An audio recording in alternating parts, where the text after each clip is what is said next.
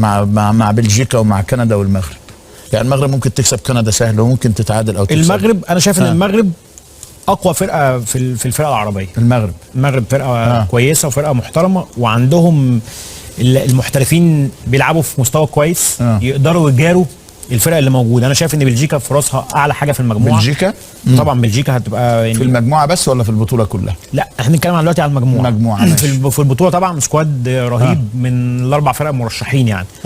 المغرب ممكن، انا شايف المغرب ممكن لو قدرت تعمل نتيجه ايجابيه مع كرواتيا وتكسب كندا، اعتقد ممكن يبقى ليها دور. طب خلينا لو رحنا للمنتخبات الافريقيه، غانا مع البرتغال واوروجواي وكوريا الجنوبيه صعب. الرباعي المغرب تونس السعوديه وقطر طبعا المنظم، مين تتوقع انه يتاهل دور 16 او عنده الحظوظ الافضل؟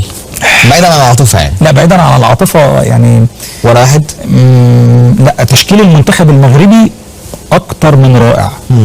فارق شويه وتعول عليه كتير. امين حارس اتصاب والدنيا بتصعبت شويه في المعسكر الجزائري والمغربي، ولكن تشكيله المنتخب المغربي تحفه. محمود انت بتتكلم عن يعني اسامي فعلا طليق ان ده منتخب لازم يعدي دور المجموعات. طبعا القايمه يعني ياسين بونو حارس مرمى رائع جدا، مدير المحمدي تكناوت اللي بيتواجد للنسخه الثانيه كمان على التوالي، حارس مجموعتهم صعبه بس اسمائهم تقيله في النهايه. انت بتتكلم اشرف حكيمي، نصير مزراوي، نايف اكرم، رومان سايس، اشرف داري حتى اللي احترف في الدوري الفرنسي جواد اليميق. جواد اليميق الراجل نص ملعب الهجوم كلهم محترفين، رابط صدري املاح اوناحي. انت لحد دلوقتي اللي موجود قدامك ده مفيش الا لاعب واحد بس من الدوري المحلي وخط الهجوم اللي هو كان بتتكلم عن احمد رضا التقناوتي وعطيه. بص على خط الهجوم برضه يا جماعه هنلاقي في حكيم زياش موجود، سفيان بوفال موجود، منصيري، عبد الرزاق حمد الله، امين حارس خلاص بره القايمه للاصابه، الف مليون سلام عليه، زلزولي. ففي اسماء تساعدك انك تلعب كره حلوه في كاس العالم. تمام. انا لسه كنت بقول لك ان الفوزين الوحيدين للمغرب كانوا على منتخبين اوروبيين، فده احنا نتمنى ان شاء الله ان يكون لعيبه المغرب في كامل تركيزها في البطوله، لان الواحد بيخاف بس من حاجه واحده على المنتخب المغربي. انا لما اتفرجت عليهم في مباراه تشيلي والباراجواي محمودي، اداء هجومي مبهر. قله التركيز في الثلث الهجومي واحيانا الميل للاستعراض ما يخليهمش يسجلوا اهداف كتير. انت النهارده هتلاعب بلجيكا وكرواتيا، ما فيش فرصه انت تضيع فرص كتير. طيب المغرب في 3 اجيال كانوا فارقين عن غيرهم، صدروا لنا المشهد بانه ممكن المنتخب المغربي عنده القدره انه يعمل شيء جديد في كاس العالم في نسخه قطر 2022. فلو بنرتب الاجيال الخاصه بكره القدم المغربيه واعظم 3 اجيال ادونا الامل ان احنا نشوف المره دي حاجه مختلفه من رقم 3 لرقم 1. يلا بينا. هنبتدي المشاركات المغربيه 5 مشاركات يا محمود، قلنا 70 86 94 98 ثم 2018. صحيح. انا في حيره من امري ان انا اختار المركز الثالث، وان كنت حسمتها بسبب شيء. حسمت المركز الثالث من حيث الاداء الجيد للمنتخب المغربي لجيل 1970 لعده اشياء يعني على حساب 2018 اللي هو نفس الكيفيه، تعادل وهنا برضه تعادل، ولكن الامر هنا كان يختلف في ايه؟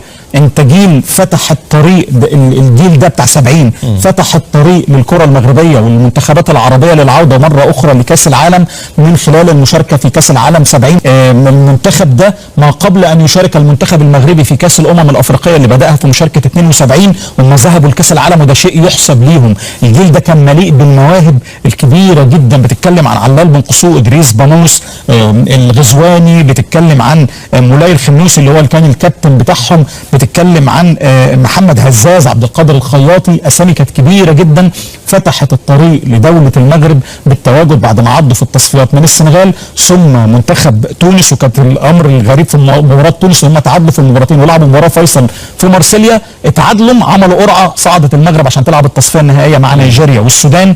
تصعد دوله المغرب في الوقت ده محمودي بعد ما تلقوا هزيمه واحده في الفاينل كواليفيكيشن، ولكن الهزيمه دي ما كانتش تعني الشيء لان هم كانوا كده تاهلوا، خسروا من المنتخب النيجيري وعملوا بطوله كاس عالم اكتر من رائعه بالقياس مع المنتخبات اللي موجوده معاهم.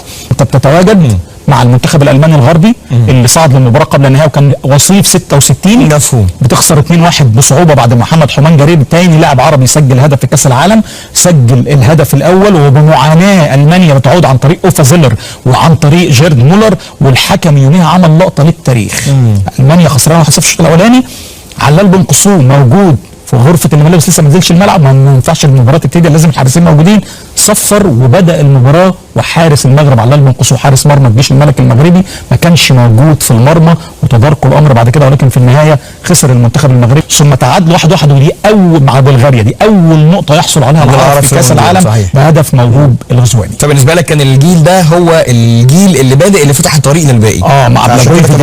مع بلاغوي فيدينيتش المدرب اليوغوسلافي، واللي كان مصعدهم كان الفرنسي اللي كان ماسك جيش الملك المغربي جاي كليزو، ولكن اصيب بمرض، وكان معاه عبد الله السطاطي. جابوا بلاغوي فيدينيتش حارس مرمى يوغوسلافيا في نهائي اليورو 1960 عشان يكون هو المدير الفني. طيب دي النسخه رقم 3 اللي فتحت الباب بالنسبه للعرب في المونديال. رقم 2 للمغرب. رقم 2 من وجهه نظري النسخه اللي كلنا استمتعنا بيها وشفناها في فرنسا، نسخه المنتخب المغربي في 98. صحيح. المنتخب المغربي في 98 كان يستحق التاهل عن جداره، ولولا ان انت النهارده عانيت في مباراه البرازيل اللي كان كده وارد ان انت تخسرها بوجود، يعني كان من وجهه نظر ادريس بن ذكري ما كانش على القدر المأمول فيه عشان يحرس مرمى المنتخب المغربي. بتتكلم بقى عن جيل عظيم جدا، لما بتبص على الصوره بتشوف العظمه، طاهر الخلج، بصير، بتتكلم عن شيبو، مصطفى حجي، طاهر الخلج بالمناسبه محمودي في البطوله دي كان اكتر واحد عمل اسيست في تاريخ الدول العربيه.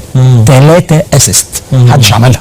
عمل 2 في ماتش النرويج التعادل 2-2، وهدف عمل اسيست في ماتش الفوز على اسكتلندا، وده اكبر فارق اهداف تحقق لمنتخب عربي. دي نقطه مهمه، انه الجيل ده بدا يدينا رساله انه المساله مش عويصه، انك تقدر جدا تقف قدام الاوروبيين تحديدا زي النرويج اللي فازت على البرازيل، زي اسكتلندا تعمل عرض ممتاز قدام اسكتلندا. فالجيل ده كان بيقول ان المسافات مش بعيده بينك وبين الليفل اللي قبليك في الكوره. والمنتخب المغربي طوال تاريخه كله ما حققش الا 2 فوز، والغريب ان ال2 فوز على دولتين اوروبيتين، البرتغال ومنتخب اسكتلندا. فالخير في بلجيكا السنه دي، في كرواتيا السنه دي، فالخير يعني بالامر ده ان شاء الله، وان شاء الله بالتوفيق طبعا للمنتخب المغربي. رقم واحد النسخه المبهره والممتعه طبعا المنتخب 98 والمباريات بقى بتاعتهم رائعه، وخاصه مباراه اسكتلندا اللي سجل فيها حده عبد الجليل حده هدف، وباسيل صلاح الدين هدفين علشان يقدروا يعملوا بطوله رائعه. ولكن مباراه النرويج والبرازيل خلت مشاركه المغرب في مهب الريح بعد ما فازت النرويج على البرازيل. النايبت في البطوله دي وعلى مدار المسيره قد يكون المدافع الافضل عربيا.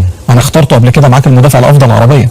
يعني على مر تاريخنا في الكوره، يعني كامل الاحترام والتقدير لكل الاسماء. من وجهه نظري نور الدين نايبت وما قدمه في الملاعب الاوروبيه يجعله في مكان اخر بالنسبه للمدافعين العرب. تلعب على مستويات زي البرتغال كورونا وتحقق معاهم الدوري، تلعب على مستوى تلعب توتنهام وتلعب في الدوري الانجليزي، والمسيره بتاعته مع الوداد حتى البيضاوي في البدايات اول لقب في تاريخ الوداد البيضاوي 92 على حساب الهلال السوداني كان حاضر وبقوه. فانت بتتكلم عن مدافع ادى فعلا وحرفيا مركز المدافع نكهه خاصه. نور الدين نايبت حاجه من العظمه يعني في كره القدم المغربيه والعربيه في المجمل والافريقيه كمان. رقم 1 هو اكتر جيل بتحبه في المغرب. اكتر جيل بعشقه في المغرب جيل 1986 مع المهدي فاريا اللي كان برضه مدرب الجيش الملكي، وكان مينا محمودي بقى مين مدرب الاحمال اللي معاه؟ جورفان فييرا. جورفان فييرا اللي كان موجود ساعتها في الوقت ده معاه. الجيل ده فعلا من العظمه، عملوا تصفيات عظيمه حتى يعني احنا للاسف خرجنا منهم بهدفي التيمومه مع عزيز بودرباله في مباراه 2-0. ولكن بص الاسماء اللي قدامك عشان تتخض: دولمي، عبد المجيد المريس، تيمومي، كريمو، حداوي، عزيز بودرباله، بدو الزاكي. لا مش طبيعيين يعني، كان ما شاء الله عليهم منتخب فعلا المنتخب العربي الوحيد اللي تصدر مجموعته لحد دلوقتي. المنتخب العربي الوحيد الذي لم تتلقى شباكه في دور المجموعات الا هدف واحد. المنتخب العربي الوحيد الذي لم يهزم في دور المجموعات. نسخه 86 مع المهدي فاريا، تعادل مع بولندا ثالث العالم في 82 فين دقيقه 88. يكفي ان انت تقول ان بدو الزاكي احسن معدل اهداف ما دخلش في حارس مرمى، افضل معدل كان بدو الزاكي، هدفين فقط في تاريخ العرب، هدفين في 4 مباريات.